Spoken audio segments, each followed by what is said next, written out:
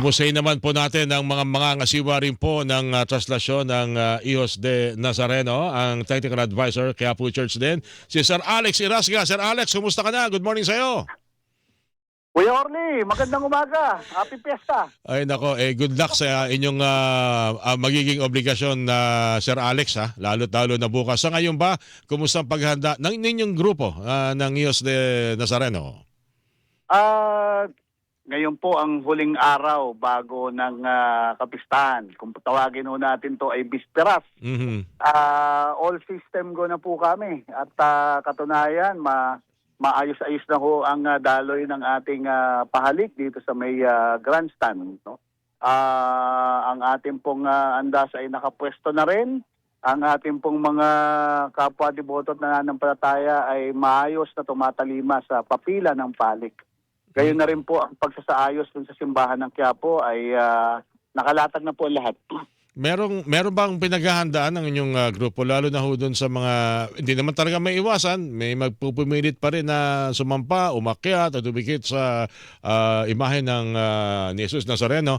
Although sabi nyo, nito nakalipas na araw, Sir Alex, mukhang meron kayong gagawin na mahirap gawin yung mga bagay na yan. Paano kaya ang mangyayari kung meron pa rin talagang gustong gawin yung ginagawa nila sa mga nakalipas na traslasyon? Opo.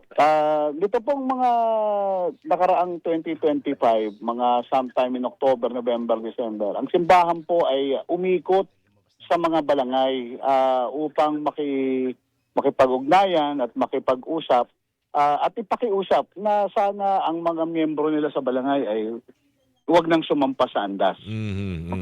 Nagkaroon nga ho kami ng kauna-unahang national conference ng mga balangay nitong nakaraang taon dyan sa may Pasay at napakaganda po ng pag-uusap. And ganun pa man, kahit nga ho may ganun ng pagsisikap, may mga individual talaga na hindi mo mapigilan yung kanilang masidhing pagnanais na makahawak sa ating mahal na Senyor. Ang pakiusap po namin sa kanila, doon na lamang sila sa likod. May nakalabas pa rin pong krus dyan para mahawakan nila. Pero wag na ho sanang sumampa sa harapan o tagiliran ng ating andas.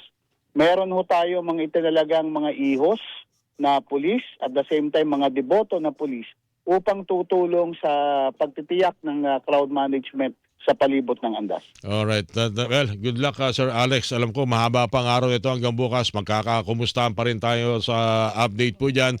Ang napapansin ko lang mukhang taon-taon parami ang ihos. Ano?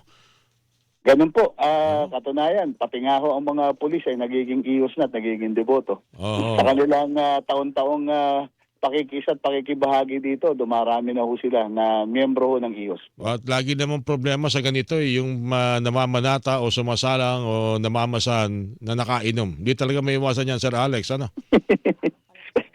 Para ho bang ganun naman talaga kahit saan naman kapistahan, kahit sa Peña Francia, kahit sa Santo Niño, talaga may ganun hindi natin maiwasan. Pero kami ho ay nakahanda na maging mahinahon sa pakikipag-usap sa lahat ho ng uri ng mga kapatid natin na sila man ay nagagalit o nagiging mahinahon. Kami ho ay nakahandang maging mahinahon at mapagkumbaba. Mahirap naman kasi na bago ka mamanata, bago ka sumampa o sumalang ay may alcohol test kung pwede lang sana, Sir Alex, para maiwasan ng aksidente. Alex, makikibalita uli kami at salamat sa ibinigay na pagkakataon. So ulitin, Sir Alex, thank you sa iyo. Maraming salamat, Kuya Orly. Magandang umaga po at happy Fiesta sa inyong mga taga-subaybay. Thank you, Kuya Alex. Thank you, Kuya. Technical advisor po ng Minor Basilica National Shrine of Jesus Nazareno, Sir Alex Irasga, mga kapuso, ang inyo pong napakinggan.